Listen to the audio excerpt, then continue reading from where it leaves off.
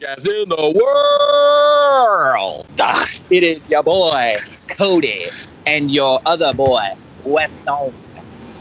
And this isn't the Heel Turn podcast anymore.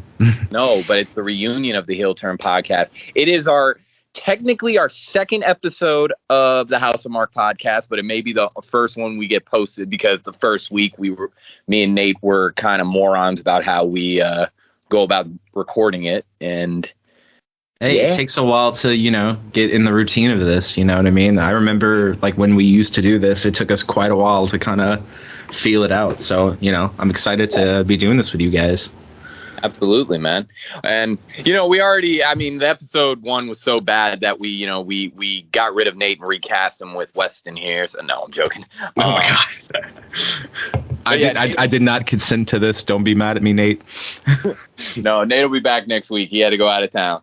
But that's the power of 3, man. If one falls, you can still be a tag team. You know what I'm saying? Exactly. That's why we wanted to do the 3 guys. We are the Blackpool Combat Club, Cody. We are the Blackpool Combat Club. We are. You know what? I am John. I'll be You're Daniel Bryan.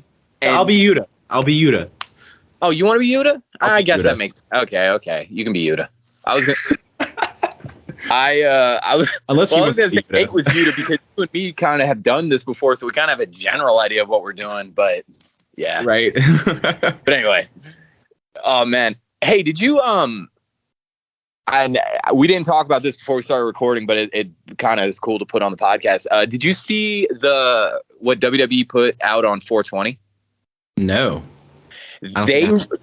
They released a limited edition RK Bro 420 t-shirt. It says RK Bro 420 on the front, and on the back it has I think it's the snake logo with the hat, and it says "We'll smoke your ass." That's dude, awesome. I ordered it. It was the best $30 I ever spent. It's supposed to be like some limited edition thing. I guess Vince is getting more lax on it. You heard they stopped testing them for weed too? I did hear that. I mean, I listen to like Bruce Pritchard and guys' podcasts, and they've kind of said that they aren't super strict with it. Like JR said, he'd rather the guys be smoking dope than go and get drunk, because if you're smoking dope, you're sitting in your hotel room watching TV, not causing trouble. You go to a bar and get drunk. You end up he's Mike getting your ass whooped by Marines. He's witnessed it all. I mean, the whole plane ride from hell fiasco. He was, in charge of them that day. I'm sure you've seen the Dark Side of the Ring episode. I did. I actually, I did see that. I started watching it again the other day because I was watching one of the other ones, and then it just popped on. It's so wild. Watching it again. Heads up to that. I mean, I don't know who would be listening to this who hasn't seen that, but if you haven't seen any of the Dark Side of the Ring, it's great stuff. I agree. Go watch it. They're athletes, Oh, by the way, if you hear the sneezing, say hello to my dog in here. Sorry. What's up, Gumbo?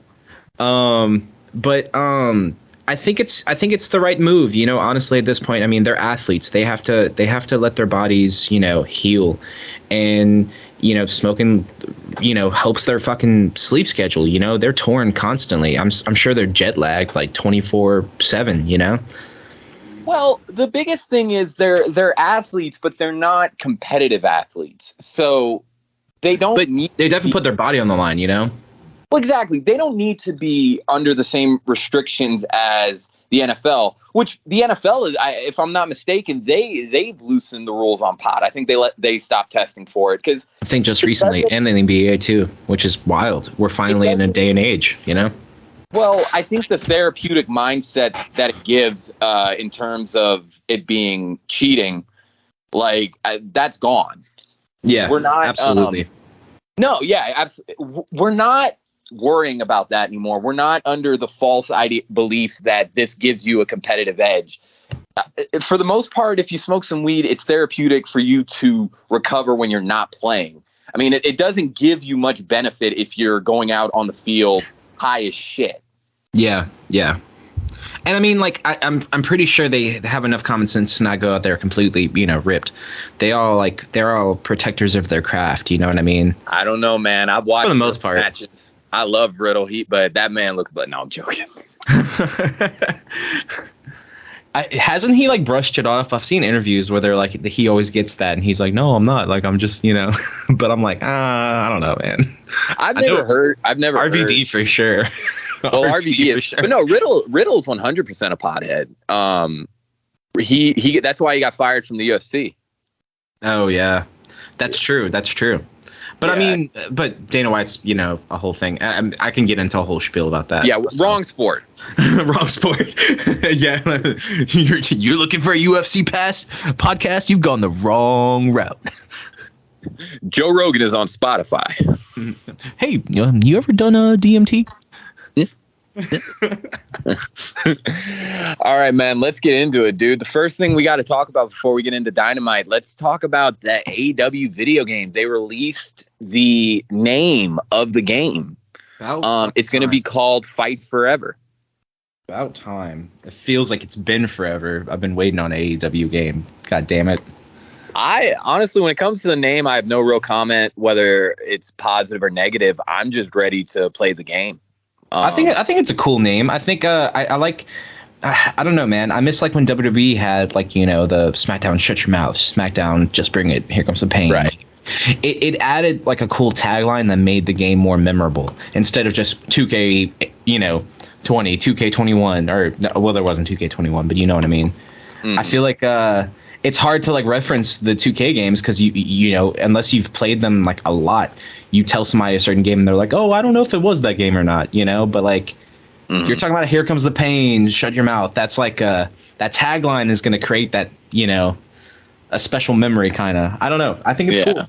I'm so excited. No, I'm not against it at all. I just no real opinion. But I did think what was pretty cool is that this last Dynamite, they recorded audio for the game. They were recording the fans chanting. No shit. That's awesome. What? Yeah, they recorded the fan chants so that they could put it into the game. And they were just having them like put stuff like I know Hangman chants was stuff they made him do. They had a list of chants they wanted him to say for the game. But yeah, Hangman, Darby, they had Sting at one point, I remember reading. That's seriously so cool. I'm happy they're not doing like that in-house because I don't know if WWE's ever done that. Like it sounds like they have the same crowd noises, like I actually don't know how WWE does it. I've never read up on it. I know with the moves, a lot of it was motion capture, but I don't know about crowd reaction. That is interesting to think about. I mean, they had the crowd noise piped in for like the whole pandemic era, so I'm sure they probably have just a ton of that. They're a conglomerate, Who WWE talking about? Yeah, just they're such a huge thing. No, that's really so cool. I'm so excited that Ukes is back on the helms of it. I think the game really has the potential to be something great, and I think it's crazy they did the whole like swerve thing because they basically announced their departure from making WWE games with 2K and said that they wanted to do something else that was more challenging for the dev team, and then they were just like, nah, we're gonna go make a game with AEW. I'm here for it though. That's awesome. I really hope it's good. I'm excited to play it. I am too. I just the game the characters look a little cartoonish, but I'm not against it. Some of the cool WWE games have been cartoonish like that. So yeah, I'm excited for it. And supposedly they said September or sometime in the fall is when they're planning for a release, but they haven't confirmed it yet. Yeah, I'm ready for it, which is awesome because especially for it being their first game, I'm happy that it's even coming out this year at all. Yeah, I agree. Yeah, that's pretty cool. I bet Cody Rhodes isn't going to be in it. Well, who knows? Because he left. When did he leave? He left well into development. They've been teasing this thing for a while before he left. So, but I'm sure contractually WWE's not going to be too cool with that. They're about to push Cody to the moon. Well, who knows? Maybe WWE will be able to take a percentage of his royalty check, and they'll be all right with it. Not to get too deep into WWE, but I did want to just mention: have you saw the whole thing that people were saying that Cody might turn if he wins the championship, bring back the winged title? Really?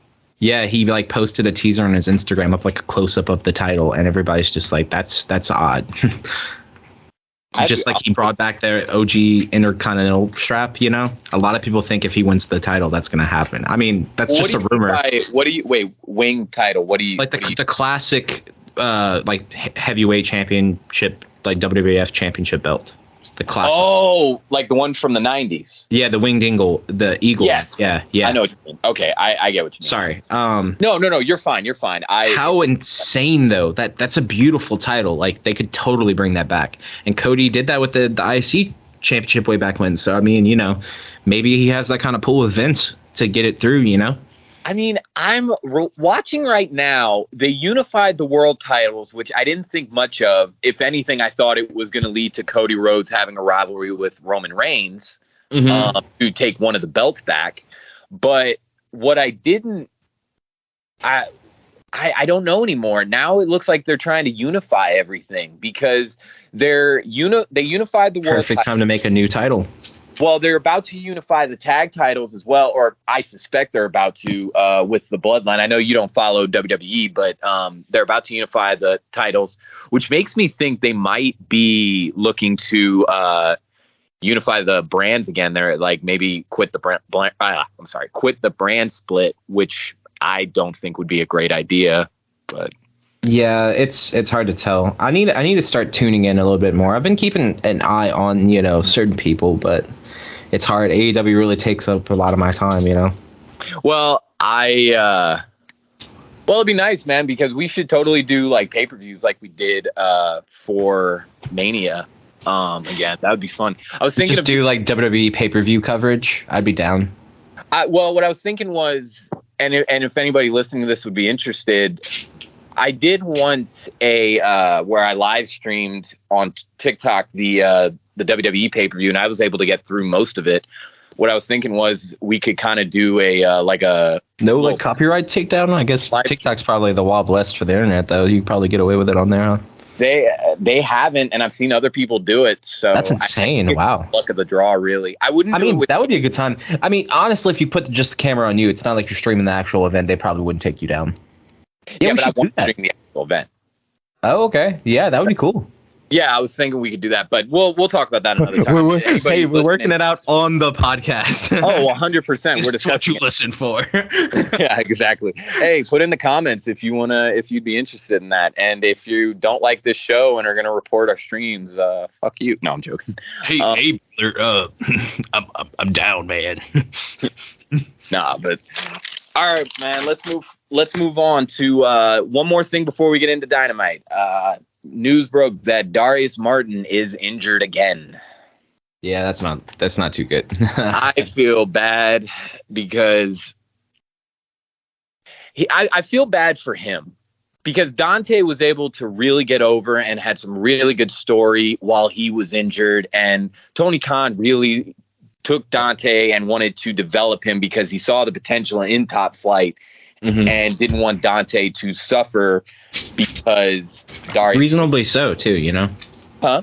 Reasonably so, too, I would say. 100%. I'm not against it at all. Very talented. I think, yeah, it's kind of rough. It's looking rough for him. Two times injured already, man. Like, ooh.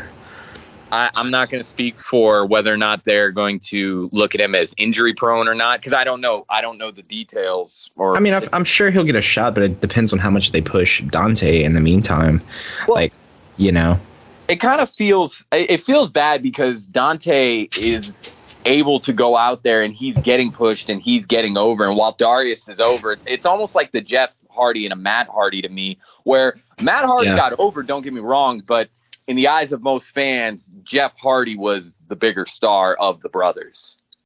Yeah, I definitely agree. It's rough. Did they say how long he's going to be out for? I did not read that part. Yeah, it may be a little longer than that. It may be long. I don't know exactly. Feel kind of bad. I wish I could give details on that. No, that's cool. Just, I mean, you know, we'll have to all look into it. We'll update as more information comes out. But all right, let's move on to the first match of Dynamite, and that was CM Punk versus Dustin Rhodes. Great match. I thought it was a really good match. I don't want to over talk here, but I do think it was really cool and respectful of Punk to not put him in the go to sleep. How his knee kind of buckled it in. They just did the rollover for the win. They really did a good job of putting Dustin over and making him look good at the age he's at and the way he's performing. And I thought that was really respectful of Punk to not, totally, just get the clean win like that. Oh, I agree. Dustin Rhodes seems to be going through his farewell tour. At least that's what I got when he promo last week and then challenged CM Punk. So I imagine what's going to happen is they're going to kind of have this thing where he's going to challenge guys to quote unquote dream matches. They might acknowledge that he's on a farewell tour, and eventually it's going to lead up to whoever he decides to have his last match with. But I think this was the first of a long line of things they're going to do with Dustin Rhodes. So at least let him have a proper farewell. I wouldn't doubt that, honestly. And I think it's brilliant. I think it was well done because, he's still putting the guys over, of course, but he's coming out looking great in these final matches. And even if he does manage to stay with the company even longer than what we're thinking here, he can definitely still go at his age, And it takes guys like him to, he has a name. He can put the younger talent over, even though Punk already has a name, of course. But, as with the other talent I'm talking here, put that young talent over and then also manage to make himself still look good in the process. You don't see that too often in the business these days. No, it's kind of cool now because we're getting so many returns. And I mean, not even that Dustin Rhodes is a return, but just guys that are staying either past their prime. Like I can argue that the Hardys are they're kind of pushing it a little bit. They need to be on their way out the door, I think. But Dustin is the guy that kept up, and it almost seemed like he never lost it because he never got to fully show it. I mean, in WWE, the matches he was putting on weren't the matches he's putting on in AEW. Yeah. And he kind of had to hold back a lot, and I think he's able to give more because he didn't have to give a lot. And also, I mean, he was on the sidelines, sitting in the fucking locker room in WWE for almost like 10 years, barely, going out there and doing matches. So it probably helped. It probably helped the years on his body, I guess. I don't know. I mean, at one point, he had this weird promo rivalry with R-Truth, and it was just the oddest thing to watch. Yeah, he wasn't. Yeah. But what I gotta say, now that we've said all that about Dustin, CM Punk is gonna be the next challenger for the AEW title, or at least that's what they heavily hinted at. If they decide to do something else, I'll be surprised. But yep, I think honestly, I think it's time. I think it's time.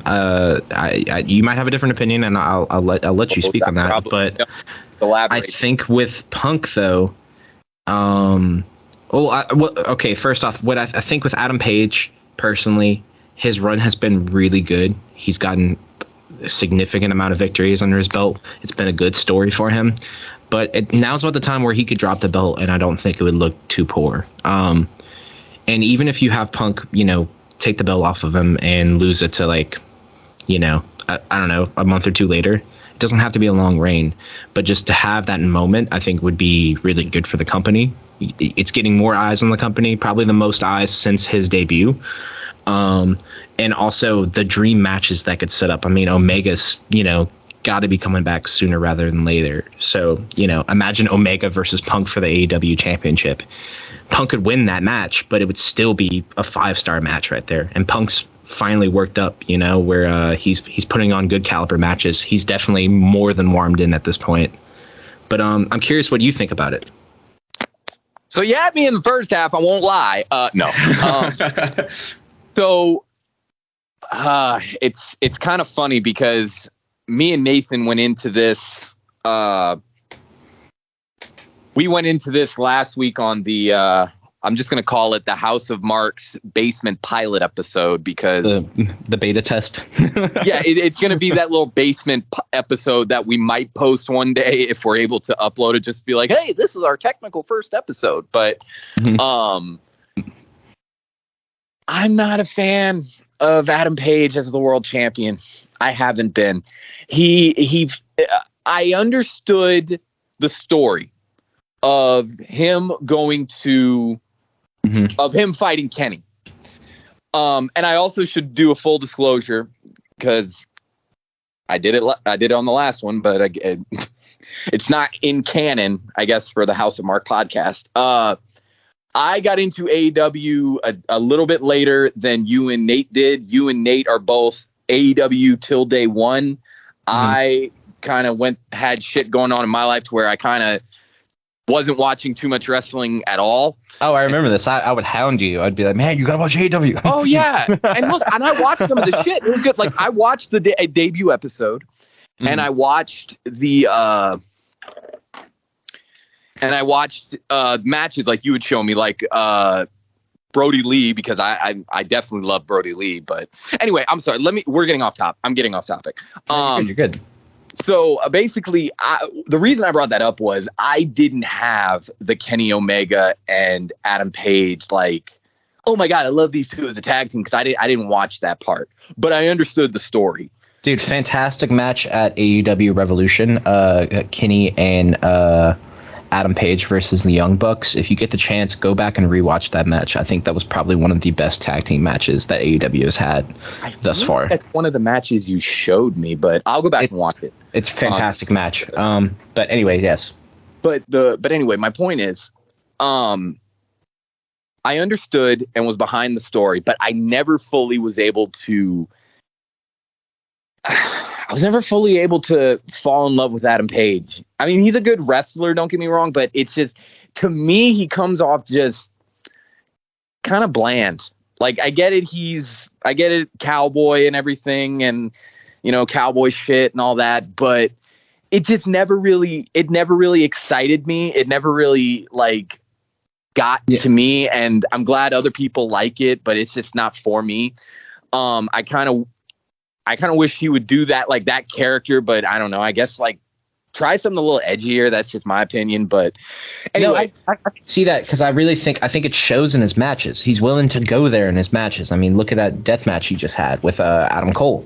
Fantastic match, and they went there. Oh, it was very good. But he definitely doesn't come off. He doesn't get me excited as a world champion. I'm kind of like ready for him to lose the belt. The thing though, I will say, me and Nate a long time ago had this argument about who was going to end up being AEW champion down the line, because not everybody's going to be AEW champion. The way they book it, they save it for their top stars. And I told him, I said, I think CM Punk is going to be, and I think he should be, because CM Punk has a wrestling story that's different than any of the other guys that are his age or legends like him. And he can still None of them are like. He was able to actually overcome the stigma in WWE of indie wrestlers, at least for ones like him. I mean, he was a tatted up, greasy, like straight edge, punk rock kind of guy and that was awesome in the indies, but it wasn't WWE. It wasn't the that's why they refused to push him for so long. Yeah. Well, it wasn't the way that they booked their superstars, and he overcame all of that, and he ended up becoming he held the WWE title longer than anybody in that modern era.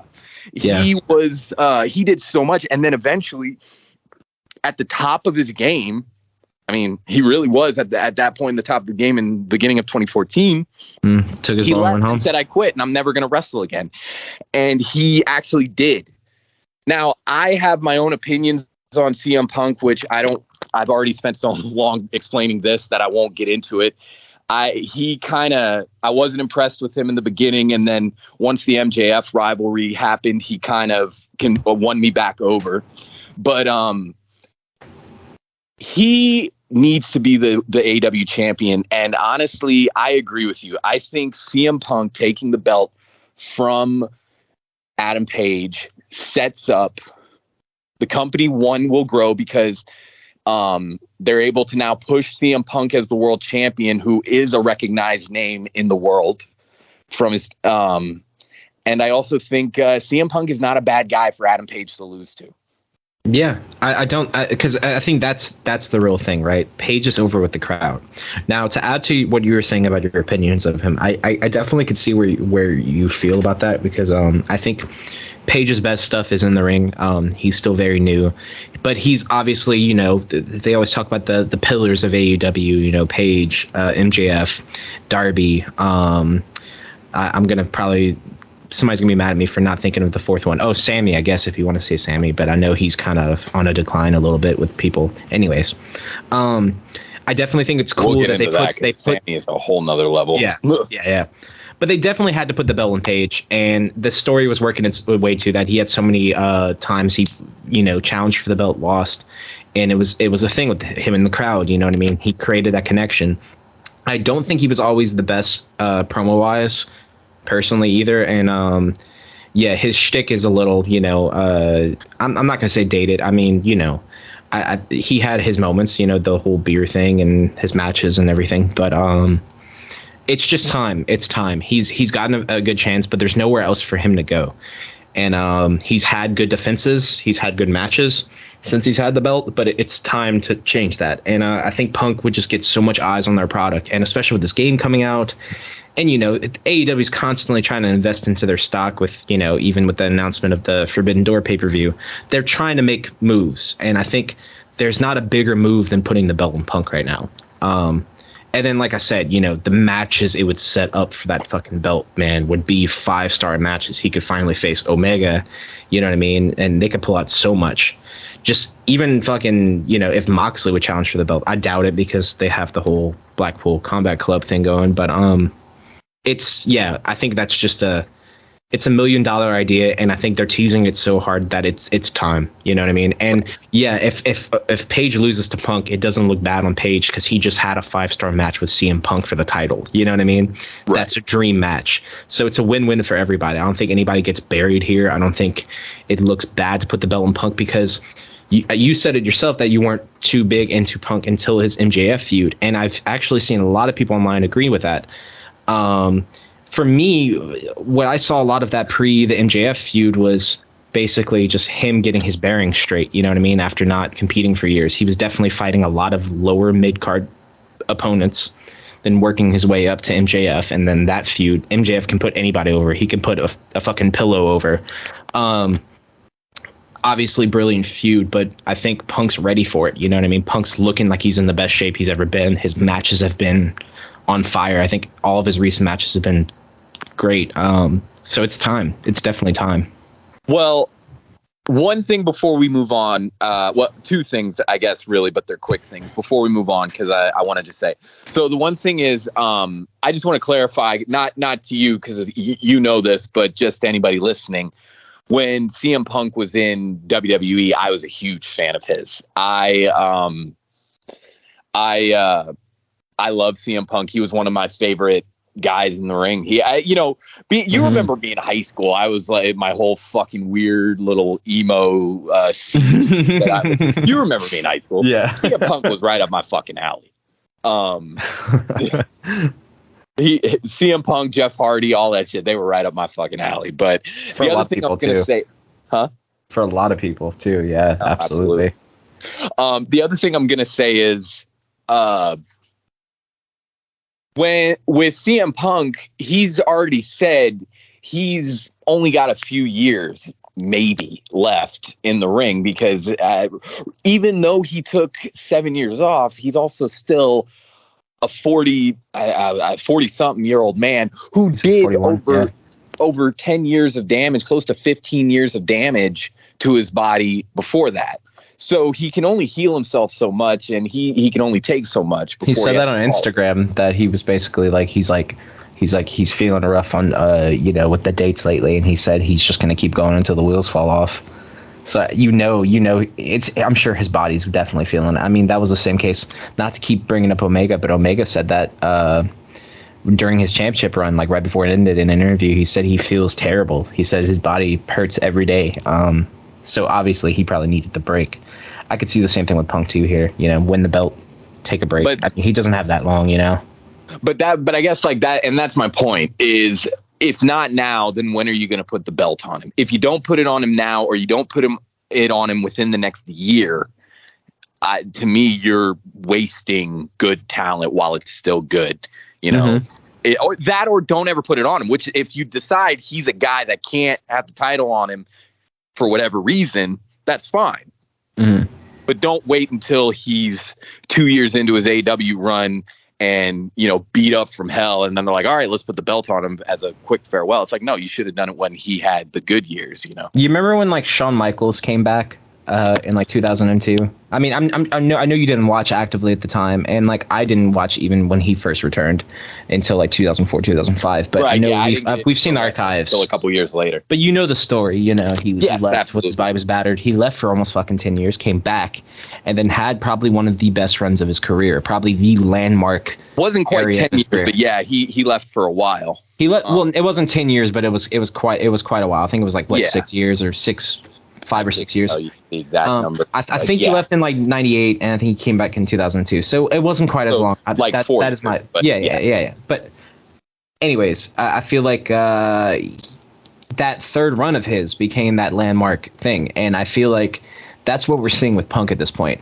I think this is his third act as an in-ring performer, and I think this act is going to be most important, and I think he could be very much like in the shadows of Shawn Michaels, where he's probably got another 4 or 5 years in him, and I could see him being done about 46.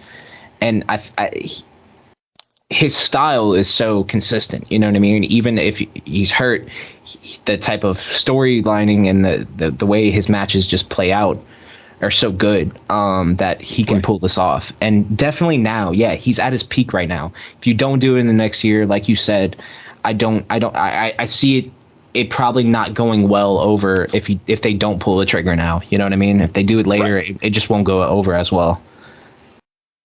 Well, all right, let's move forward because we can talk about Punk all goddamn day. So the next match we got is the Blackpool Combat Club versus Anderson, Moriarty, and Dante Martin. Great match. I mean, it played out exactly how I thought it was going to play out. They, they put the young guys over a little bit in the match, but Blackpool Combat Club, they're going to take over. They're gonna take over. I am excited. Again, I got to repeat shit that I've said on the House of Marks basement pilot episode. The Blackpool Combat Club is a stable that I did not fucking realize was needed. And once it happened, like when Daniel Bryan asked Jon Moxley to form a stable and then we get a young guy and train him, I'm like, oh my God, yes. Because you know what it is? It's GTA 5. Yeah. If you think about it, Daniel Bryan is Michael, the veteran who knows what he's doing and is, enjoying it all at the later stages of his career. Then you got the wild card veteran who is Jon Moxley, and that's Trevor. And then you got, God damn it, I'm sorry, I drank a little too much. Please say his name because I can't think of it. Wheeler Yuta. Thank you, Jesus. I'm sorry, my brain is a whole fucking brain fart. No. But yeah, Wheeler Yuta, and he's Franklin. He's the young guy. That's the dude they're training. And then they added William Regal, which at first I was kind of like, okay, this might be a too many cooks situation, but no, it actually has been pretty cool. It's nice for, instead of him going and being like all the other ones where they stand at ringside, he goes sit and he'll cut the promo. He'll basically do the commentary He and makes then it at so the end of every legitimate. night's like, and thank you, gentlemen, and good night. And then just gets up and leaves, and it's the coolest fucking like walk off as the guy wins, as they win. Oh yeah, he's making the whole thing so legitimate. I think the hype was there when Danielson first brought it up to Moxley, and that they had that whole first little promo. Definitely, it was exciting there, but to have Regal there makes it just such a whole different animal. It's almost like Evolution ×2. Like it's just like you have Regal behind those guys, and like then you're putting over young talent. And it's cool because of course Moxley's not going for the belt anytime soon, and neither is Danielson, and that's how you book top tier talent. When you can't put them in a top tier spot, you create that spot in the middle of the show. You make a once in a lifetime type of stable like this that people are going to talk about. And I think it's brilliant. I cannot wait to see like what else they do, or if they get any more guys in it. I'm sure it's going to be Yuta just for now, but I'd be willing to bet that it could be it could turn into a full stable like the NWO at one point. I think it has that pull and it has that power, especially with Regal there, Moxley, Danielson, Yuta, and now Yuta's over. You've effectively made a star out of Yuta overnight. You had that match with Moxley, and then it just blew up. Right. And that's the power of it. So like use that to your best ability, and I think they definitely are. I think it's great booking. Yeah, I am happy about it. I think it's great. I would love it. Man, they need to run AEW, and I don't want them to add too many guys to this either. I don't want them to like oversaturate it. Yeah, it shouldn't be more than like 5 at a time. Like if you might have enough to add like 2, and then it would still be special. Right. I mean, like if you want to add like somebody, I'm not going to give a name just because I don't know who. They're clearly have their own idea for this thing, and we got to go along for the ride. Don't try to read it. Don't try to predict it. Don't think you know it. This is our thing. Hop in, bitch. We're going for a drive. Can I make a prediction here? Go ahead. Okay, I'm trying to remember his name, which doesn't help. You know how they have the Jericho Appreciation Society? Mm-hmm. Look, I'm calling it now. Blackpool Combat Club versus Jericho Association Society, or Appreciation Society, sorry. And Daniel Garcia. Daniel Garcia does a switch and joins Blackpool Combat Club. Honestly, his character's not over right now. Dude, he is so good in that ring. He's just as good as Yuta, if not better. I think Yuta, I think I can be behind Yuta more just because he's a face right now. But if you take Garcia and put him with a serious attitude with serious guys and take him away from, Jericho and Squarehead, it would be so beneficial to his career, and they could make him a star overnight too, honestly. That's a bold, I don't know when, but I think he could. That's an interesting one. I'm not going to say it's bad because I can see where you're coming from with that. Gotta be young guys. You already have 2 veterans there. You know what I mean? So what other young guys, Right. I mean, you don't want to bring in, you wouldn't have Kenny Omega join. Of course not. Yeah. It would have to be a guy who could benefit from it, like a young guy. I'm treading off there, but I just I want to say this now, and I want to remember this because I feel like this could very well happen with even the next 3 months. I'm gonna say.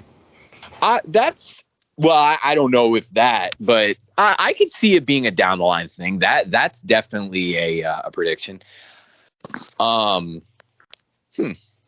That got me thinking about it.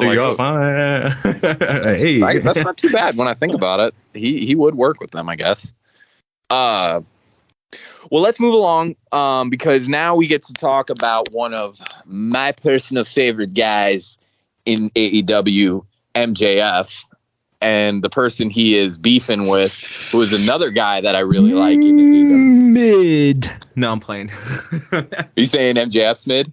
No. I just wanted to do that. I'm sorry. Oh, okay. No, I love MJF. He's the best heel in the biz right now. MJF hands down is the best heel. I mean, you go and look at his videos where he's meeting with fans, the dude doesn't break character.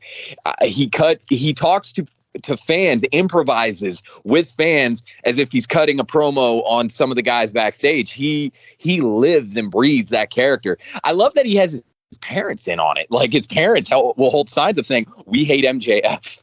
Mm-hmm. I honestly hate him, dude. I love the whole feud he's got going on with Wardlow right now. I think do you see how over Wardlow is with the crowd right now? It's incredible. But they took this dude out with the handcuffs, comes out, fucking destroys Butcher, and then walks out with handcuffs and is like, "All right, bye." he looks at the guy like, "All right, here, put the handcuffs on me. Let's go." It's brilliant, man. And this is the right booking here. This is one of the best storylines that's going on in AEW as we speak, in my opinion. It's been built up for a long time. Even me, who has gotten into AEW a little over a year ago, they were teasing it, and you could predict it then. And Nathan was telling me all about how they were predicting it long before that. I mean, it's been such a slow burn. It's been such a slow burn waiting to happen, and not only build it up so well like they've done, but then pull the trigger the night of MJF and CM Punk's match like that. I know this is old news, but what a finish, you know what I mean? What a way to set off that rivalry finally, you know what I mean? When he's like, "Oh, I don't have the ring. I don't have it." And then he hits I think he hit him with the go to sleep, or he hit him with something, and then all of a sudden it's like, "Oh, it was in the other pocket." Dude, brilliant. And you just made Wardlow like the biggest face. So you never see powerhouses like him get over the crowd. He's getting over. The Powerbomb Symphony is like a thing now, you know? It's awesome. It's so cool. I'm here for it. The thing I like about Wardlow is he's a big guy, but he's also not a big guy. Like, he's not a big guy like Powerhouse Hobbs or Brian Cage, you know, who are fucking like shredded gargantuan men who look like they live at the gym, like they have their own bedroom in the locker room, and they just get up and work out all day, and they go to bed in the locker room, you know. He did. I kind of say he almost reminds me of like Batista. It's the same vibe where it's a big dude. He's not a monster, but he fucks people up. I like Wardlow. I think there's so much they can do with him. I really hope that once the MJF feud is over, he's able to actually like have good story and progress. I don't know if I'd ever give him like the AEW championship, just because that's a very select group in AEW, but he's a guy I would like to see have a TNT championship title run. You know, I completely agree wholeheartedly, and also nice reference to compare him to Batista, because I don't think there's been a guy since Batista like of that powerhouse type of wrestler to get over as much, because Batista's original face turn was just as monumental and kind of a slow burn as well. Probably not as long as MJF and Wardlow's thing, but yeah, that was a nice reference. I do agree with you there. Thank you. And I mean, I know there are people who are going to listen and say that's not true. And I mean, I'm not saying it word for word. I mean, the dude isn't a carbon copy, but I get the just in the same ballpark. Yeah. It's the same sort of big guy who's just totally like went from heel to face so brilliantly. You know what I mean? Yeah. But the one thing I will say, and this is where I complain about MJF. Nathan said this to me when I first started watching, and now I see what he mean. Well, I saw what he meant, but now I'm actually annoyed with it. Mm-hmm. They copy and paste his rivalries when it comes to, "Oh, you want to face me? Well, next week you're going to face so-and-so, and then you're going to face so-and-so after that, and I'm going to announce your opponent after that, and you're going to have to fight like 8 dudes in order to get to me." It's an easy way. Totally. He's done that with Jericho. He did that with Punk. He's definitely doing that a lot. And, you know, I never really saw it as such a bad thing, but it does grow a little tiresome. I guess that's just a way to build easy heat, because, of course, the fans are going to hate you if you just constantly refuse to show up to, you know, the challenge, you know, and it's like you keep putting it off. So it's an easy way to create heat, but I definitely don't think it's the right way to do every rivalry of his. That's interesting. Right. I didn't think about that. That's all I'm saying is mix it up a little bit. And I mean, they kind of do. Don't get me wrong. I don't think he really did that with Darby, but just I guess mix it up a bit. But that's my complaint. But the other thing I'm going to complain about, which they actually made up for this week, is the first match. They acted as if the Butcher was this menacing, oh my God, how is Wardlow gonna beat the Butcher? What do you mean? 2 fucking weeks ago, the fucking Hardys beat the Butcher.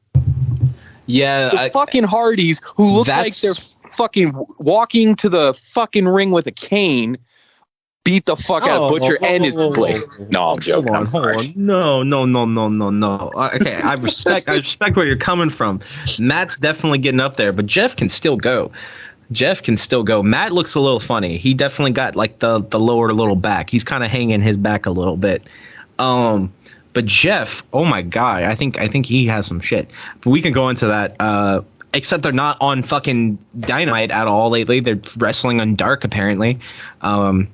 That's a little bit of a complaint, but whatever, Well, Well, they were they showed up at the end of the Coffins match, right? Okay, they showed up at the end, but like, okay, you teased a match that's already been teased before. Now do it. How about that? Right. Because they're obviously teasing Sting and Darby versus the Hardys. I guess we'll just talk about this real briefly. But before I say that, I do want to say I think that's the problem with MJF's whole feud building is exactly what you said. All of a sudden they're acting like the Butcher's a big deal when obviously the dude jobs half the time. You know what I mean? And if he's not jobbing to upper talent, he's defeating even the lower guys than him. Butcher and Blade. And I think that's kind of where the problem lies with MJF sending these constant goons after his opponents. Right. Is like, sure, okay, you're pushing this off until the next pay-per-view. I get this. But why have every single one of MJF's guys that I'm sorry. Why have MJF's rival face this whole list of jobbers? You know what I mean? The matches are going to be predictable, and yeah, then you're getting commentary like trying to put over people like the Butcher and Blade, and they're not there. You know what I mean? You know exactly what's going to happen, and I think that storyline is getting a little tired for sure. Well, you can't send Butcher out for one rampage to beat the shit out of a jobber, and then we're all like, oh my God, Wardlow better be scared, even though the guy Butcher beat one is like half the size of Wardlow. The other thing is that guy's a no-name. Wardlow has actually a record that shows he fucks people up. Butcher, I remember looking at this. He has like almost like a 50%, like 50-50 record. Like he could kind of like... Mm-hmm. He's and like, he couldn't, but not intimidating to Wardlow. And exactly what you said about Rampage, I think that's another problem. It's you have these guys, they set up the match, and then, okay, let's have this jobber win a match, and then now we can set them up on Dynamite as a big fucking deal. And not to say Butcher and Blade are absolute jobbers, but they're definitely like they're fucking mid. So I think that's the problem. Like, yeah, you just don't do that. And yeah, until you mentioned it, I hadn't really read into it or like thought about that much. But they really are playing every one of MJF's feuds, kind of copy and paste with that, like especially with the buildup. It's rough, man. It's like I don't know how else you would book that, but at the same time, if you constantly just set up MJF's rival against a jobber, it's not going to really do anything either. Right. Well, the good thing is now it was later that night. It was established that next week he's going to be facing Lance Archer, which that is actually different. That makes sense. Lance Archer is a fucking savage, and I can see Lance Archer beating Wardlow. So that actually is like, oh, that's scary. I don't think it's going to be like a squash match. I don't think it's going to be a 2-minute match. I think Wardlow and Lance Archer are going to go to town. I think they're going to go get into an actual fight. It'll be a great match, but we still know who's going to win. Well, yeah. I mean, I get that, but don't. I guess like give. Okay, but that's what they're doing. That's what they're doing with Archer now. I understand Wardlow is going to win. I get that. Yeah, but give him an opponent that I can at least suspend my disbelief. Yeah. Lance Archer, I can suspend my disbelief and think, oh, golly gee, I can't with the Butcher. But moving on, we've got the Jungle Boy. The Jungle Boy. No, Jungle Boy versus Kyle O'Reilly for a spot in the Owen Hart tournament, which I don't want to get into the discussion on the Owen Hart tournament overall today, because I think that's a conversation I do want to have on another episode when Nate's on the podcast. And of course, I would love to get his take on a lot of the things we even discussed today, like his opinion on some of these guys, because I haven't really heard them myself too much, except for when we talked a bit during WrestleMania. So definitely. Yeah, but what I do, but the match itself was pretty good. I'm not gonna lie, Jungle Boy and Luchasaurus as the tag champs, just so that we can cover that. I think I'm liking them. You know, I know I always kind of have like a little like, I always kind of like, oh, I like this, but like they're the one things where I'm like, no, I like it. But I think that's the thing about Jurassic Express is they've carried the division since day one. Honestly, the tag team division. It's about time they have the belt, and I think it's really cool. They're over with the crowd. Why they should definitely shouldn't change it anytime soon. Well, eventually, we're gonna probably see Red Dragon win the tag titles. I imagine it's gonna be Red Dragon winning the tag titles, and then, well, I thought it was gonna be Adam Cole winning the AEW title eventually, but I kind of getting the vibe that that's not gonna happen for a very long time. Give Adam Cole the TNT belt. I'm just gonna say that now, but I know that's kind of related. But get the belt off of Sammy, but I'll go into that in a little bit and keep. Yeah. Holy shit! That we can talk about that. I think that's even what I got next for our next segment. But anyway, back to the Jungle Boy and O'Reilly. O'Reilly won. The match was great. I'm right now. I'm liking the Elite and the Red Dragon kind of. I'm waiting for that tag team Adam Cole on a pole match, but yeah,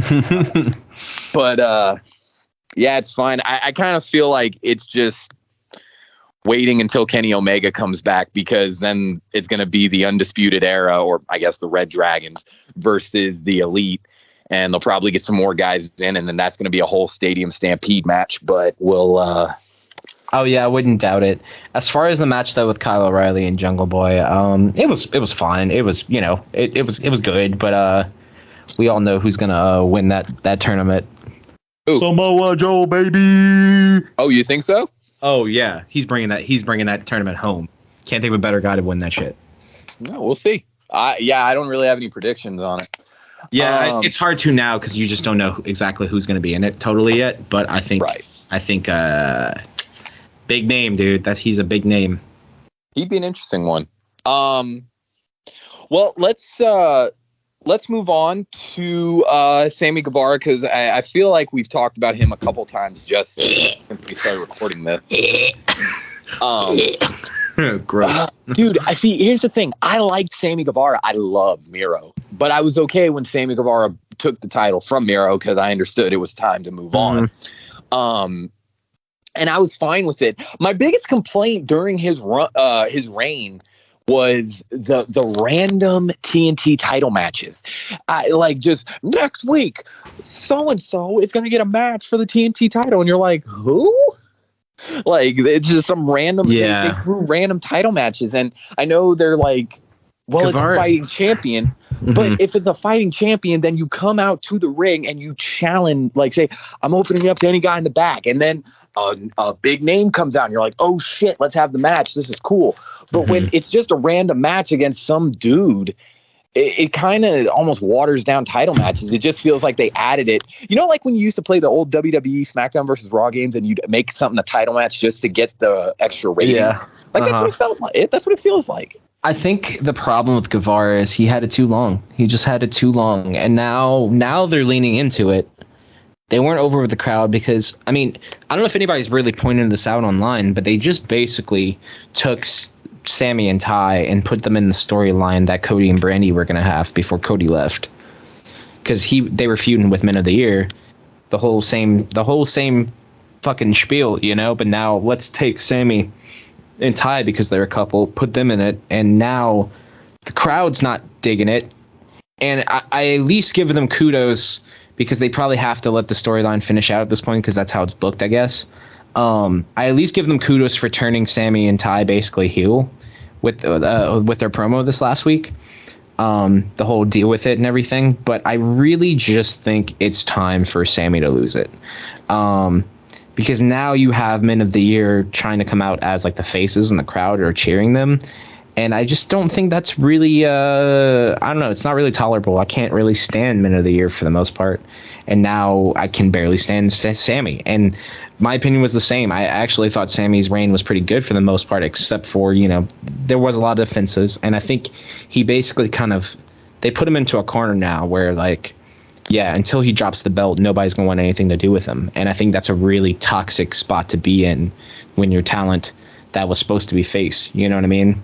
You can lean into it, but now how long do you have Sami and Ty basically be kind of heelish and like annoying like this? Because like you can do that and the crowd will boo and you effectively, you know, went that route. But also how interesting is it, you know, in the long run? Like I feel like they probably just need to nip this in the bud as soon as possible and like take Sami off of TV for a minute, honestly.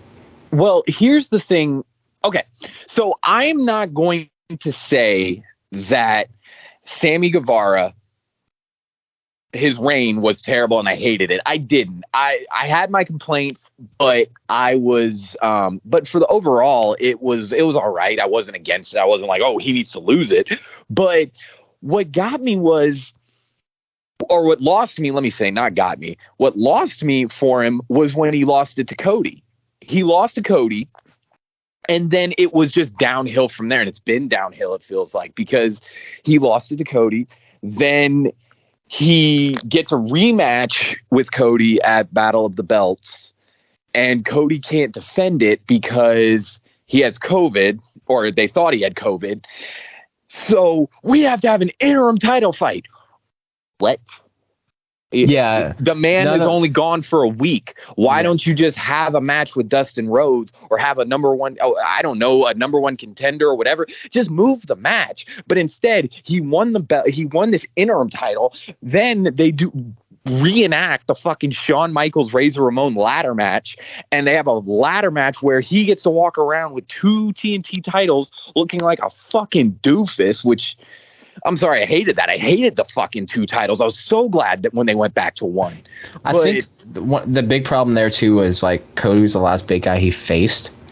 Because obviously Scorpio Sky, I don't know, he's great talent, but he's not really over in my head that much. But anyway, well, not either. But what I gotta say is the biggest. Wait, hold on. Let me get this out real quick because I'm almost done.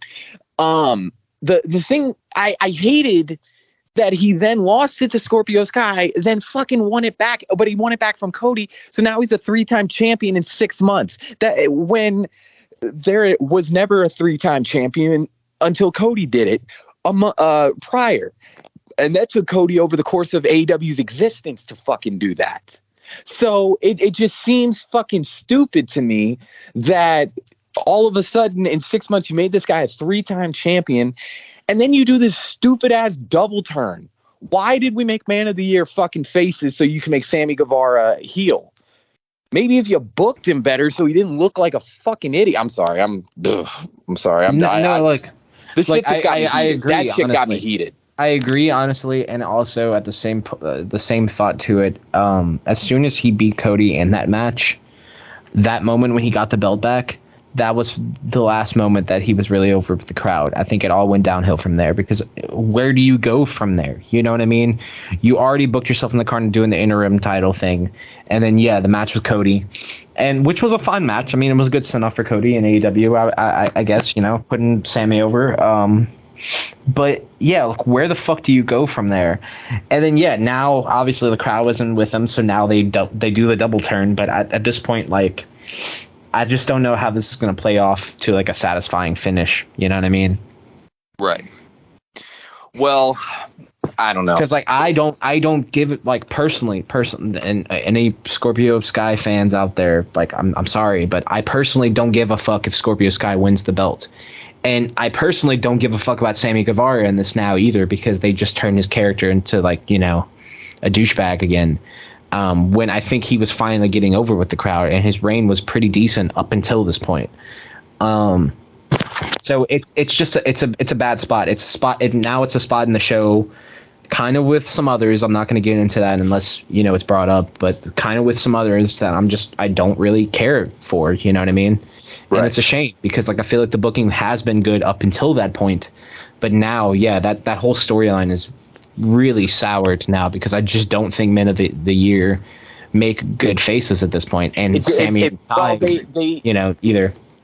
It's hard to be a face. It's hard to do that like the way they did it when just 2 weeks ago they were in the other way. Like they were, you know, 2 weeks ago, you got Sammy Guevara and Ty Conti cutting this kind of like, I mean, you could say it was on the heelish side, but it was a face promo. And then you got Man of the Year and they're, you know, Dan Lambert, and they're fucking cutting this heel promo looking like goofy. Yeah, like Dan Lambert is not somebody that's cheerable in my opinion. And also, yeah, I agree. They did it way too quick. They pulled the trigger because they panicked. I think in the booking they probably panicked because Ty and Sammy were getting booed. But what do? You panic and do the double turn, or you continue on with the story and nobody gives a fuck.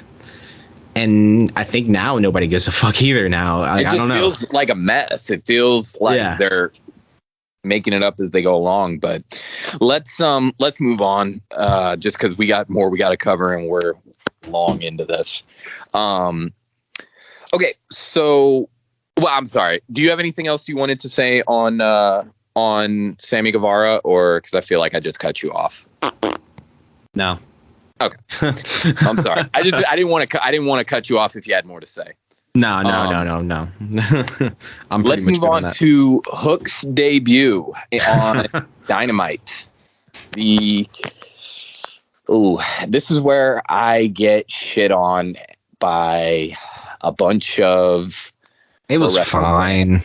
No. Not on Hook. Even not on Hook. This is the part where I have to admit that I never really watched Ring of Honor that much. I watched TNA back in the day, and I watched WWE, got into AEW, but I never really got into Ring of Honor. And I don't really understand Danhausen. So, well, to the match with Hook, I got to say the match was good, but I kind of just wanted to get that out. Is I don't understand Danhausen. And Hook and Danhausen in this rivalry looks very confusing to me.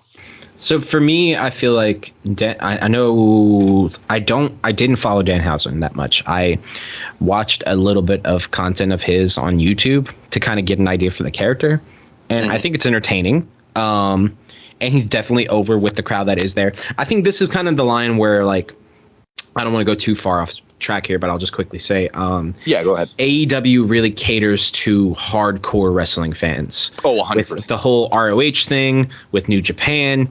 And this is a line where typically with us, I know for many years, me and you were just WWE guys until AEW came around. So like a lot of the indies, I'll go in and when they show up on a promotion that I'm watching, of course I'll go back and try to, see what they're about and, watch a little, watch some matches, watch some promos, et cetera, et cetera. But that's kind of where this line falls, I feel like, for probably both of us here, where, yeah, like we didn't really have a proper introduction to Danhausen. AEW just shows him up, and then the whole crowd's like, yeah, and we're like, who's this? And I think that's okay. I think that's okay. You know what I mean? It's the territory that AEW is within, is they're going to cater to those other promotions. They're going to cater to what fans might know from other promotions, and they'll probably do a decent time in introducing them, but sometimes not so much, and they just kind of expect you to know, Well, I felt like that was the case with Danhausen, because I oftentimes wish that they would kind of go into a little more detail. they've done it well with the Japanese guys. They'll give them their background and stuff like that. But I wish they would just let us know who these guys are and not just expect I know. But I do agree with you. They do cater to the wrestling fan, and AEW has in a way been a great place to kind of dip your feet into indie wrestling. There's been a lot of guys that I didn't know about, and I've got to watch some of their matches and I'll be like, oh, I really like this guy who's an indie guy. Now that they own Ring of Honor, and I can. They're going to have a TV deal. Me and Nate were saying we're going to watch it. And if you're into it, we might add that to the podcast, or maybe if we have time, we'll do like a separate mini podcast just for Ring of Honor. We'll discuss that later. Especially with the bigger stuff. Yeah, I would definitely love to dig into some of the talent there. I'm very, very unknowledgeable in a lot of Ring of Honor stuff as well. So that would be interesting. That definitely would be interesting. But what I am going to say is with Danhausen, I guess it looks like there's something there and the fans are really into it. And there is apparently something to this character. And I'm not saying it's bad. I just let me in on the joke, or I don't even say joke. Let me in on who this is. Let me understand. So I can also be like, oh yeah, I like this. Cause we'll probably see more of it. And I'm kind of like, I don't know who you are. You're some dude in face paint who does this weird thing and says you curse. Okay. You curse you. I mean, if that's the thing, cool. But kind of, can I understand why it's cool? That's all. I think they'll probably clue us in more. To add to that, I agree with you, and I can see where you're coming from there. Excuse me. But also, I definitely think I heard that Danhausen was injured because he does compete apparently. I heard he was injured when he got signed to the promotion side. This is his first feud of any sort. In AEW, he's never wrestled one match. Yeah, exactly. So I think personally, of course, they're just pushing Hook, and Danhausen's probably an easy guy to lose because it's his first match in AEW anyways. So I think this whole thing is, it's fine. I'm not crazy about any of it, but I also don't have any problem with any of it either. So I'm just we'll just have to see how this one plays out personally, I think. Yeah. But now, I hope they really dig into Danhausen's character more now that he's not injured and he's competing. I think that should fix up some of what you're saying. Right.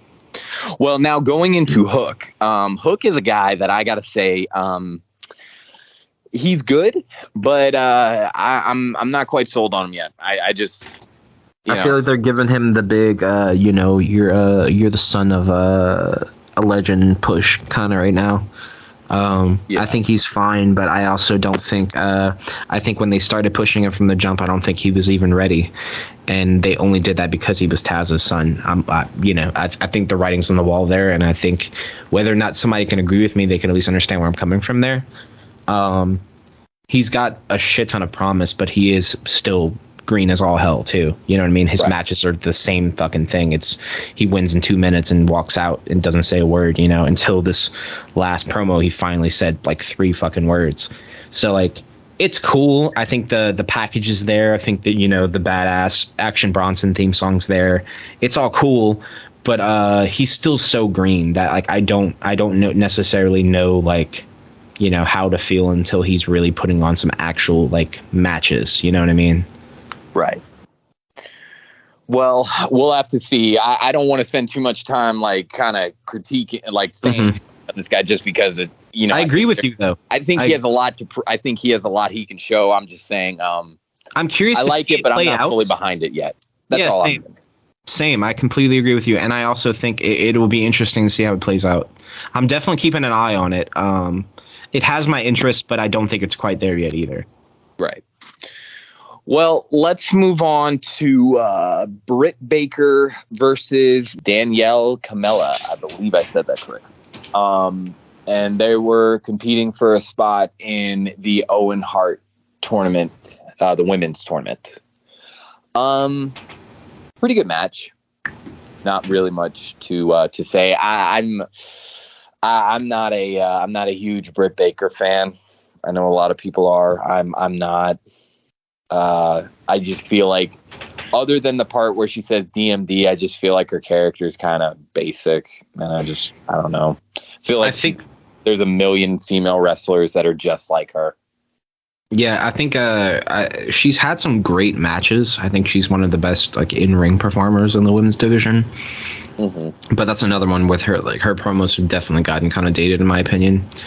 I think with her, I mean, she lost the belt to Thunder Rosa. At this point, I don't know what else is there to do for her. Maybe she'll win this tournament. I don't know. But yeah, I don't know. I don't have a strong opinion about this one. Well, my complaint about the women's division in AEW is I kind of, and I'm really careful with how I say this, and I've tried to be, and I've thought about this a lot because I wanted to say it right. I kind of feel like the women just don't have as good of story as the men. I feel like they let the men have better storylines, and even some of the characters. You know, last week, God dang it, who was I called them like the Rihanna twins, but it's like those. They did the twin magic, like the Nikki Bella and like the Bella twins. They did the whole twin magic thing, and they've lost every match, and I'm kind of like, this is what y'all should push. This is like different, you know. Yeah. Thunder Rosa is another one. She's great, and I'm glad she's a women's champion because she's different. She's got, you know, she stands out from the other women. Britt Baker does to an extent as well, but I feel like she's kind of, you know, kind of a basic character, at least in my opinion. But, you know, the character that I really want them to push, or I don't know. I've tried to look up why. Maybe anybody listening to this, please tell me why if you know why. Why are they not pushing Abaddon? Abaddon is fucking cool. Abaddon is this, like, she's like this weird, crazy zombie, which if you don't know how to push it or you don't know how to write it, like, I would put her with the House of Black and like make her like this demonic hellhound like creature that they unleash onto the thing. I don't know. That's just me. She's definitely pretty solid in the ring too. I mean, when she had her match against Baker, that was a great match. I watched that match live. It was in Boston. Me and Nathan were there. It was Nate. I got Nathan those tickets for his birthday, and those seats were fucking great because it's not a big arena. Yeah. Like they were on the cheaper side, and I was thinking, oh, we're gonna get some like shitty seats because I've been to a bunch of WWE shows, and when I sat down and I just looked. Do you remember when we went to Raw and it was the main event was the Hardy Boys versus I think it was the Bar? Yeah, I do remember that. Yeah, that's basically how close we were to the ring. I remember that, and I remember Samoa Joe's feud with Lesnar that went nowhere. Whole crowd chanting, "Joe is gonna kill." Well, no, we tried to. Yeah, we were chanting that. We tried it first, and they didn't want to start it. And then somebody else, like a few minutes, like I don't think it was because of us, because it was like a good few minutes later, they started chanting, and and I'm thinking, "Fuck you, bro. We tried this first." But I don't know, man. It's rough with the women's division right now. But I could see it coming up. And also, where's Ruby Soho? She's just on Dark lately. Like that doesn't make a lot of sense because she had a pretty big debut, and honestly, she could fill in a good bit. You know, I don't know, because WWE and AEW just they don't seem to want to book her to the moon. And I think she's all right. I think you're given. I don't know if this is we're going to talk about her later, but I'll just mention it here. I don't want to get too harsh with this, but they're booking Jade Cargill to the fucking moon, and I personally just don't understand why, especially when you have talent like Ruby Soho, who is actually over with the crowd, and her matches aren't full of botches. But anyway, I don't know. It's rough, and it's the same thing with Baker. Like, I think now it's Baker and Tony Storm is the next thing, if I'm correct. Like they were pushing. Yeah, and it's like that's fine and all. I haven't followed Tony Storm a ton, but I did go back and watch some, and I can see why she's a big deal. And I mean, Baker's got to lose that for sure because Tony Storm's probably getting the push here. I don't know. It's interesting, but I mean, I don't have a big opinion on it. Well, we will talk about Jade Cargill. That's going to be around the end. Okay. Her match with Marina Shafir when we get into Rampage. But let's move on to the main event of Dynamite: Darby Allin versus Andrade in a coffin match. Good match. I'm very impressed with it. I love Andrade. I think him taking over Matt Hardy's little stable, I think it was pretty cool, and I think it made a lot of sense.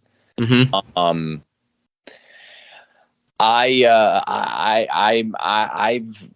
like the match. I roasted the fuck out of the goddamn video in the House of Mark's basement pilot. The video last week that Darby did where it looks like some weird student film. It looks like they went to Darby and they said, "Okay, Darby, we have an idea.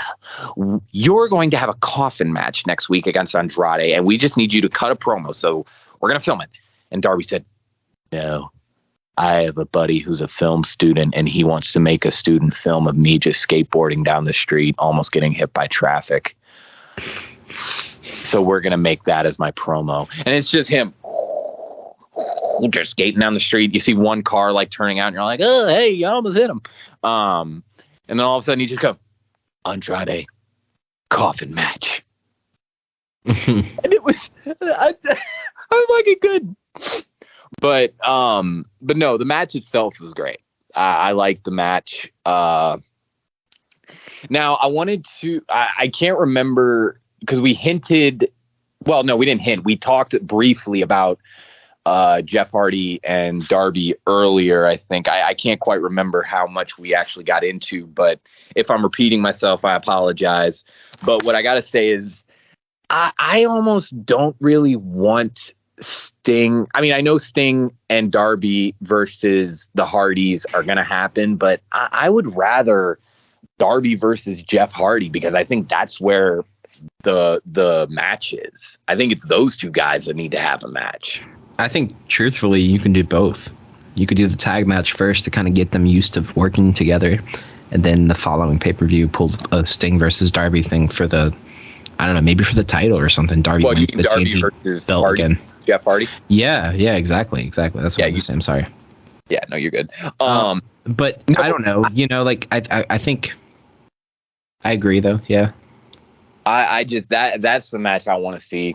You're right. They probably can do both, and they probably will do both. But the tag match is not what I'm excited for. It's the one-on-one match because you can tell that Jeff Hardy is influential to Darby's career. The basically just throwing your body off of shit and sacrificing it for the entertainment. Just. Mm-hmm. You could see the influence. And I mean, truthfully, there too, the star power is there to carry that tag team match.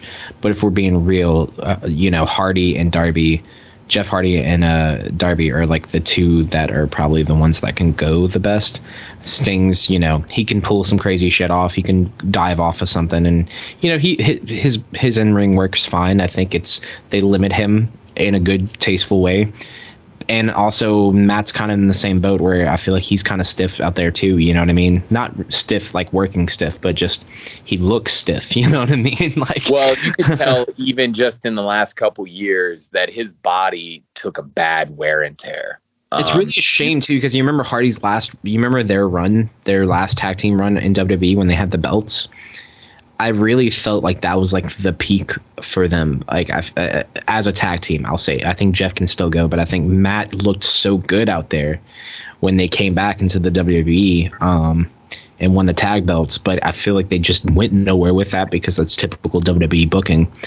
I'd like to see that now, like maybe do another broken run or something after this, maybe have them lose against fucking Darby and Sting and then do the Broken Hardys versus Sting and Darby 2 or something. I would be here for it. You know what I mean? I love the pairing there. I think it works. But yeah, there is definitely money in Jeff Hardy and Darby Allin in a singles match for sure. Yeah, I agree. All right, so now we're going to move on to Rampage. It's Friday night. You know what that means. This is Rampage, baby. This is Rampage. And the first match we got on the card is Adam Cole versus Tomohiro Ishii. I'm sorry, I butchered that. Right? Yeah. I apologize for that. But the match, man, that was a really good match. Probably the best match that night. I feel like Jay Cargill and Marina Shafir were on the same level, but that's my personal opinion. Like, I feel they were like that match was on the same level as the Adam Cole match. So, but anyway, yeah, that's just me. I am really excited for the triple threat match. I thought the match was good. I liked it. Yeah, it was fine. It was fine. It was fine for what it was. I feel like we've talked about Adam Cole, and so I don't want to like skip through the whole thing, but it's like I don't really have much to say that I haven't already said. Cole's been carrying the brand pretty good since his arrival, so he's been putting on good matches every time he shows up. So, like, right. As somebody who didn't really follow NXT a shit ton, I know I'm kind of in the minority of the three here. No, I didn't follow deep either. I mean, I followed a good little bit, so I know, but there's also a lot of stuff I did miss. Nathan was the one who watched it in his prime. Yeah, well, I will say Adam Cole's definitely won me over. But yeah, the match is fine. I mean, I know, he's in the tournament now, so yeah, I might take a step back and say it might not be Samoa. It could be Cole that wins that, but we're just gonna have to see how that all plays out and whoever else is in the tournament. We gotta wait and see the. It's too early to tell. Yeah, it's too early to tell. We definitely need to make predictions before it happens. Like, whatever episode lands right before, I think that would be a worthwhile discussion. It's very early to tell, though. I need to stop with my super early speculation. Yeah. So let's move on. I'm going to kind of skip this match just because we went into deep conversation about this, and I don't think either of us have anything extra to say. Lance Archer versus Serpentico, and squash match, just like, before, copy paste. They got the big guy go out, does the quick squash. I'm looking forward to Wardlow versus Lance Archer because I really think that's going to be a good match, even though we know Wardlow's going over. Yeah, you got anything you want to say real quick? Or Nah. Yeah, we said it. Gotta say, no need repeating. All right, now moving on to Eddie Kingston versus Daniel Garcia, and we did not get too deep into that really.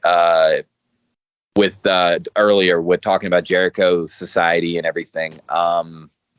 It's a good feud, but it's also kind of just like y'all are getting into the whole sports entertainers thing just to get booze, and like it works, but it's also kind of like, okay.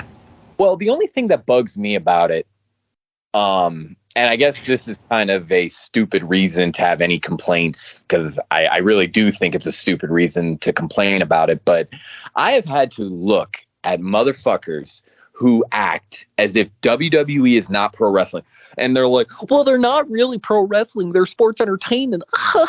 Look, that's what they call themselves. I don't give a fuck what they call themselves. Yeah. You could put lipstick on a fucking pig, but it's still a fucking pig. WWE can call themselves sports entertainment, but they hire professional wrestlers. They are training in the art of pro wrestling. You can give me all the reasons they want to call it sports entertainment. That's the only reason I hate it, is because it just encourages that level of stupidity. Yeah, and I feel like they leaned into it too heavy. Huh? I feel like they're just leaning into it too much. And and also, like, how long is the Jericho Appreciation Society gonna fucking last, man? It's kind of like the meme where it's like, oh, I want this, but we have it at home. I feel like it's like, oh, I want Inner Circle, but we have Inner Circle, and Inner Circle at home is just Jericho Appreciation Society. It's just kind of like, I've seen this before, and this isn't as good. And also on top of that, not to get too deep into it, but Jericho's in great shape. The dude trimmed out a good bit, and he's looking good out there. Like, how about you put him in How about you put him in some singles matches, man? Fuck the whole stupid Inner Circle once again redo, you know? Well, like, nah. For me, I appreciate the fact that AEW is doing long-term booking, but I'm over the Eddie Kingston shit. I was never super into Eddie Kingston. He had some rivalries that I liked. I liked when his match with CM Punk. But the whole rivalry with him and Punk was fantastic. Oh, that was so great. well executed. I never fell in love with the guy, and I'm still not in love with the guy. And I really don't even care about the whole Jericho Appreciation Society versus Santana and Ortiz and the fucking, and Eddie Kingston. I don't really care. That's just me. My problem is, like, I honestly, personally, I fucking love Kingston, but I hate his booking half the time. I think they're not booking him in the right fucking direction. Why are you having him opposite of Chris Jericho? Like, put Kingston with somebody who's, like, brutal out there. Put Kingston versus fucking Samoa Joe. Put Kingston versus, I don't fucking know, against Danielson. Like, do shit like that, and it would get over, just like his feud with CM Punk got over. But this whole feud going on is just, it's just watered down. You just basically, you broke up Inner Circle to split half of it, threw Kingston in the mix, and then through, 2.0 or whatever, with Jericho Appreciation Society. And it's the Young Buck. And it's just like, who the fuck cares? Yeah, you just split up Inner Circle and then threw in some guys that you didn't have booked to just carry this little, like, tag team feud. And I don't know. I just don't buy into it too much. It is weak. It's on the weaker side, and I feel like they could be doing better things with a lot of the guys that are within that feud right now. Right. Personally. But, I'm not going to say Tony Khan has the worst booking in the world. Like, I get it. You know what I mean? You can only put these guys so many places at once. But I don't really buy into it much. Right. No, I agree. Yeah. But what I will say is, once they're done with the Jericho Appreciation Society rivalry, man, what Eddie Kingston and them need to do is they need to go fight the Blackpool Combat Club, because it's like you were saying, put them against guys that are hard hitting and like, well, dude, yes, that would be so good. Dude, that's money. Because guess what, Eddie Kingston, he's already wrestled Daniel Bryan, and I that was, again, on that same show I was talking about earlier that me and Nate went to. Dude, he was beating the fuck out of him. I think that's the thing. Kingston can fucking go. Kingston's brutal, but you're putting him in, like, such a watered down feud right now because Jericho's whole little faction is so fucking piss poor. And I think it just doesn't equal out well. Like, we don't need to see Jericho versus Kingston. We saw it already. We saw that pay-per-view match. It's done. Stop fucking digging down that hole. Go a different path. And I think it would help out all of them in the long run. But what the fuck do I know? I don't book wrestling. You know what I mean? Exactly. That's the thing we have to clarify about this show. For anybody who's stuck around, and don't worry, we have one more match left, and then you'll be put out of your misery. You won't have to listen to us ramble anymore. No, I'm joking. But what I am going to say is we're just guys who are idiots, and we smoke a lot of pot. Just two guys being dudes. Yeah. And we just, so, like, if anybody gets offended, these are our opinions, and every person has an opinion. Don't get pissy. Don't get, like, but yeah. Now that that has been said, let's move on to the final match, where I think you and me are actually gonna disagree. Let's move on to Jade Cargill versus Marina Shafir for the TBS Championship. I thought the match was good. I like Jade Cargill. Well, okay. So let me say this. Jade Cargill won me over because when I started watching AEW and she was kind of starting out, I wasn't impressed. Her matches didn't impress me. And even to this day, I'm not impressed with her promo work. I know that's why they got the Mark. I can never remember his name, but that Mark guy, the wrestling lawyer. She never really impressed me until the TBS tournament. Her matches, okay, so she had the first, I think if I'm not mistaken, she had the match with Ruby Soho before the finals, correct? Let's just say that's true. Because I know it was the match before the finals. That match before the finals, I remember watching it, not impressed at all, but obviously I knew she was going to win the belt. She was the only one on that tournament that made sense winning the title. And I was not, I went into that watching that match, and I was not, I was like, this is going to be whatever. And by the end of it, I remember thinking, this was a pretty good match. Kudos. Wasn't great, but it wasn't bad. And then the next match, I was even more impressed. I was like, wow, that was a good match. Then they gave her the moment with where she got to have her kid in the ring with her holding the title. And it I was kind of like, oh, you sold me on her. She's a heel, but you sold me on her. And I've been impressed with her in-ring work. So I enjoyed the match, but what got me was I don't understand why we booked this match, or I say why did Tony Khan book this match? Because if you remember last week, Marina Shafir, the crowd was dead. The crowd was dead for this match. Mm-hmm. The crowd was I remember thinking watching her match last week that the crowd's booing her, like it's dead but also booing, and then I realized that was the baddie section. The crowd was so fucking dead that the only thing I could hear was the baddie section. And even in this match, they were louder than they were before. And the one thing I am gonna say, it is exhausting going to an AEW show because you watch, they do record Dark first, then you got the 2 hours of Rampage, and then you got to sit and watch the 2 hours of Dynamite, then you got to watch an hour of Rampage. So you're watching 4 hours of wrestling. You feel like you're at WrestleMania, and like, oh my God.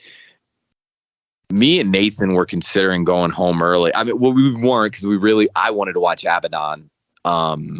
But I just was thinking, oh my God.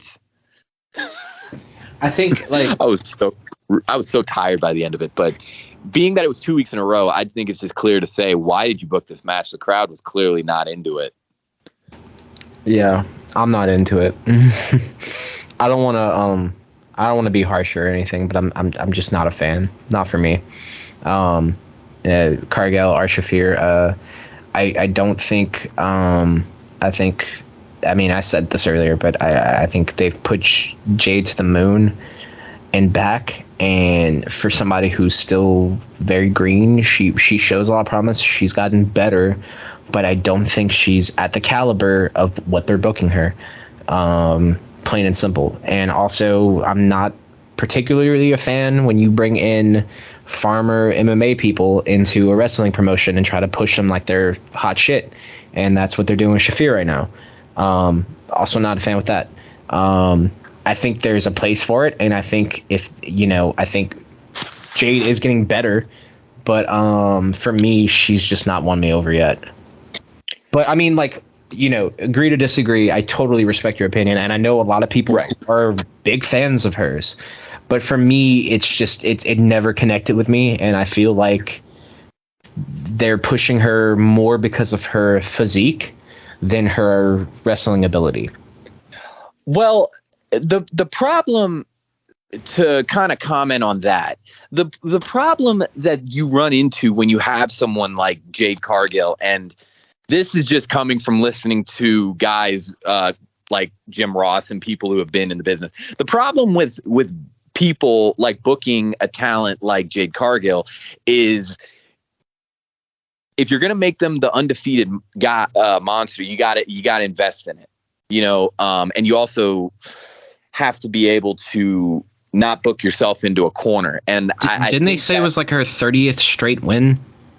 I thought it was almost 40th, but maybe it was 30th. Some shit like that. I'm gonna let you finish. I'm sorry, but what I mean is, you can't book someone like that and then not make them the champion, at least with someone like Jade Cargill. They clearly want her to be the top of the women's division. And yeah, I do believe it's a lot because of her physique, but she's learning, at least in my opinion, very well how to work in the ring. Yeah, but do that, and that's fine.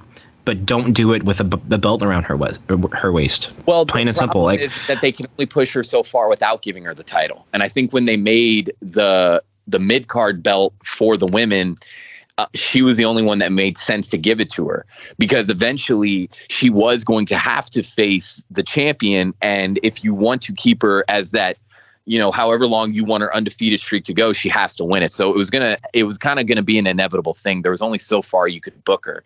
So I get where they're coming from. Now, I agree with you on the MMA, bringing in MMA guys, but I will give AEW credit. They at least book their wrestlers like they can go toe to toe with these fighters. I mean, in all reality, they don't book them where they destroy, like Ronda Rousey shows up and just beats everybody. Exactly. Absolutely. I hear you there. You can't bring these UFC guys in because when you have the UFC guys come in and then basically squash your entire fucking roster, even some of your top guys, it validates. Basically, it does. It proves it says what everybody already fucking knows, that pro wrestlers, unless they're trained like unless you're like Brock Lesnar, really, or Jake Hager, who are trained in a martial art you're gonna get your ass whipped. CM Punk went to the fucking UFC and played tickle fights and got his ass whipped. Which, granted, I would have got my ass whipped, so I'm not talking too much shit. He went and did it. CM Punk also went in, acting. He Brazilian Jiu-Jitsu, but he never went past his white belt. The problem with all of it, I mean, I don't know. But AEW books I think at least they book the fighters where even if the fighters win, they had to go through some shit. They make the wrestlers look like, no, we're equals. We can go toe to toe with you. I mean, because if Junior Dos Santos went and fought Chris Jericho, Jericho would have got his ass whipped. Yeah, and I also think, I don't know, man. It's just, especially with Jade, like you mentioned it, like whenever they made the mid-card title, whenever they made that was it the TNT women's belt or TBS belt? The TBS belt. I'm sorry. Yeah. The TBS belt. Whenever they made that, at the time, I get it. You put the belt on her, and it's kind of a show up or shut up moment. You have the belt now. Now you're carrying this into the division. You need to show up, And I think she's definitely, it's accelerated her.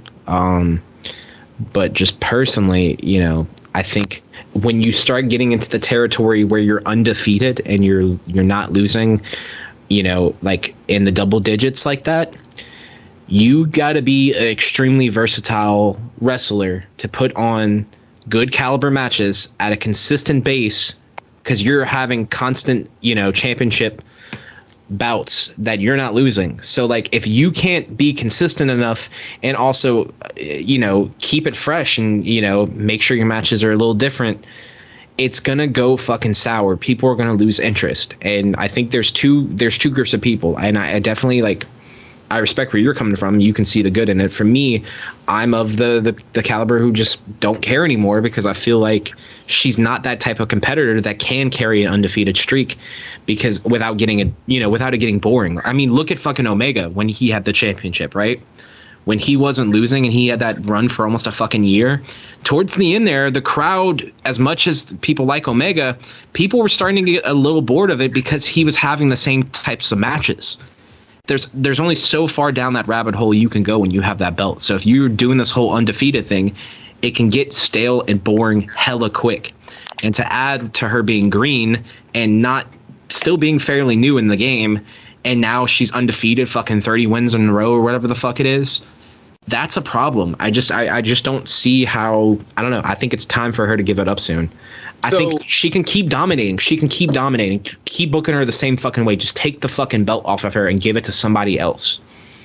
That's my opinion, though. Just my opinion. Well, what I think is going to happen is I believe she's going to lose the belt at Double or Nothing.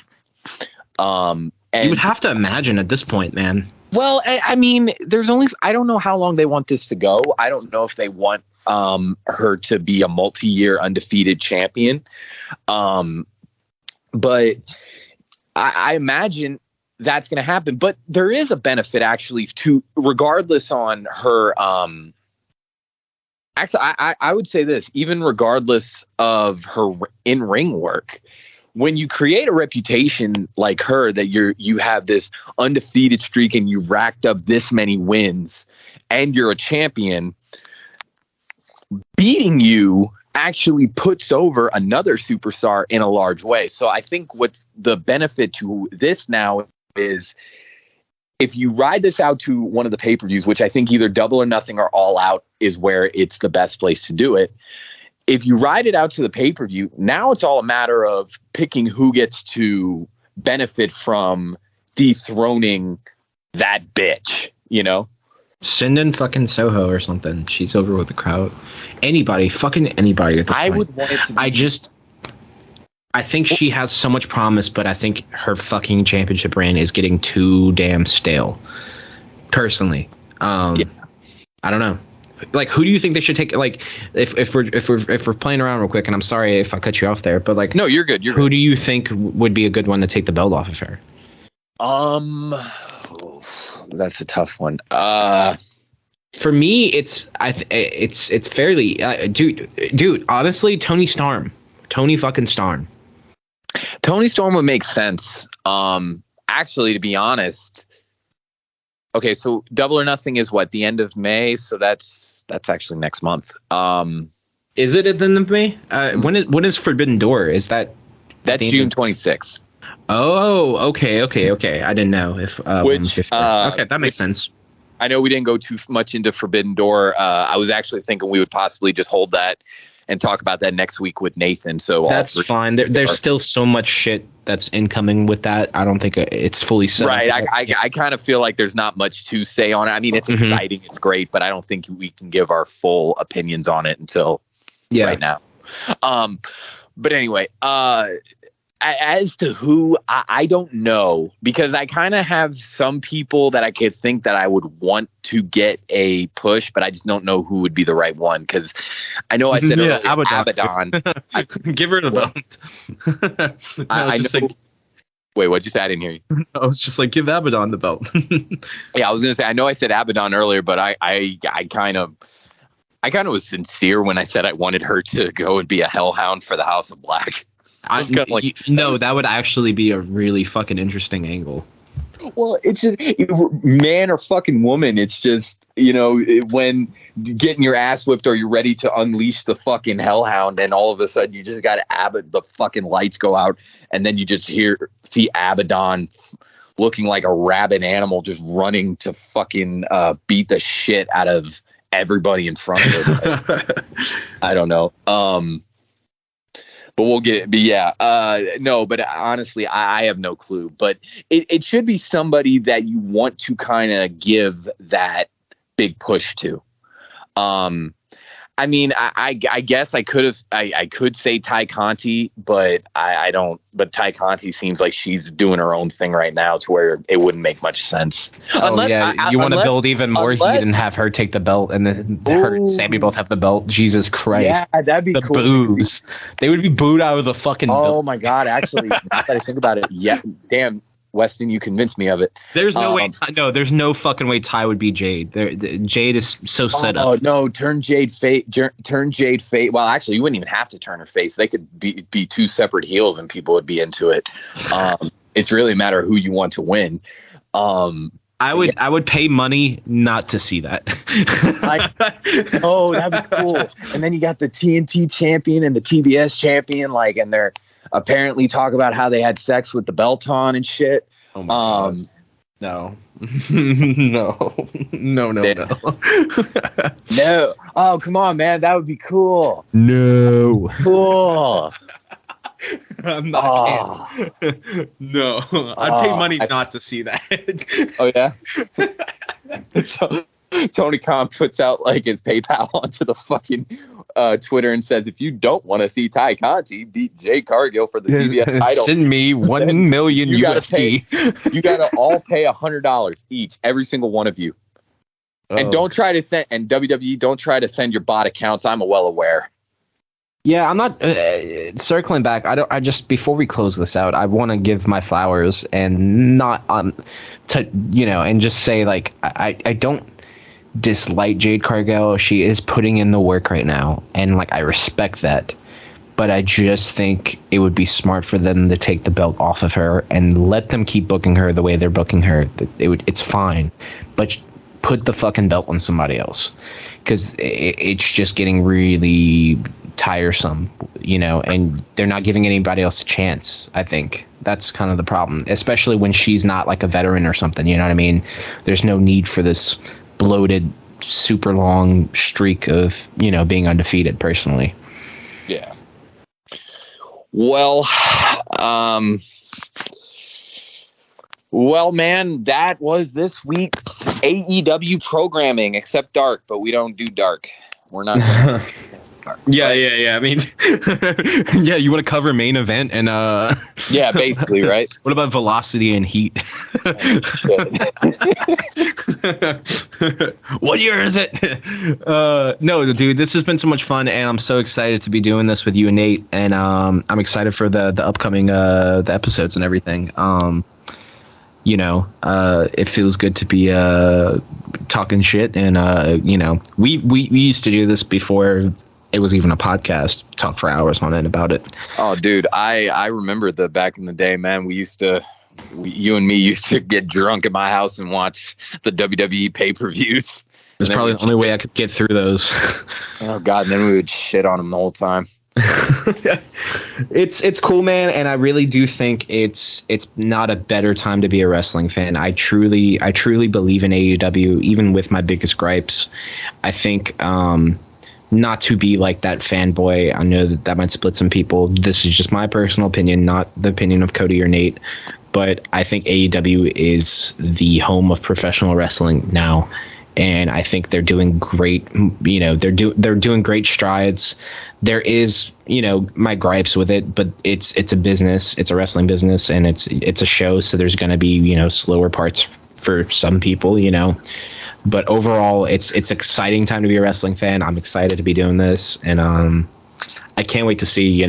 I can't wait to see next week. I legitimately look forward to watching Rampage and Dynamite every week, and I can't remember the last time I would be excited to watch the next episode of Raw or SmackDown. It's been years for me. Right. Yeah, man, I agree. It is a great time to be a wrestling fan. I love WWE. I love AEW, and I like that AEW is giving. And truly, that's the way really it should cool be. Opportunity. Well, it's this cool opportunity to expose me to a lot of other shows. I mean, I'm not. A lot of other. I don't want to say shows. I guess more wrestlers. It's awesome, and I'm enjoying it. And you're right; it is a great time to be a wrestling fan. And I will say, not to pledge any allegiance to any side. I think it's like having a favorite soda. Some people like just Coke. Some people just like Pepsi. Some people like both. I don't think there's anything wrong in it, and I think WWE has some fucking amazing talent too. I'm not going to completely shit on it. I do think some of the booking's got. Yeah, and I think some of the booking has just gotten stale over there because of powers that be. Whether or not we say Pritchard or McMahon or whatever. Don't get me wrong. I love WWE, but me and Nathan will watch. I'll put it on, and me and Nathan will shit on stuff like the R-Truth 24/7 segment that they had the last 2 weeks. I have to be respectful when I say it. I'm not going to be one of those people that are just going to absolutely shit on WWE. Right. Because WWE is where I found my love of wrestling. Playing SmackDown, Here Comes the Pain for the first time, and then falling in love with professional wrestling was thanks to WWE. So, I got to give them their flowers. I'm nothing but love there. But I truly, it's exciting, and I love AEW so much, and I'm so excited to see what they do with all the talent. I'm excited about Blackpool Combat Club. I'm excited about CM Punk. I'm excited to see, how this Owen Hart tournament ends up. It's just a good time, and I can't wait for next episode to sit down with you and Nate and talk about it. So absolutely, man. Well, that looks like all the time we have. So, all right, man. This is Cody. And this is Wes. And we will see you later. Now, it looks like there's been enough talk. Now, it's time for the main event. Bye. And that's a wrap. Nice, I'm literally going to cut it. I'm literally going to.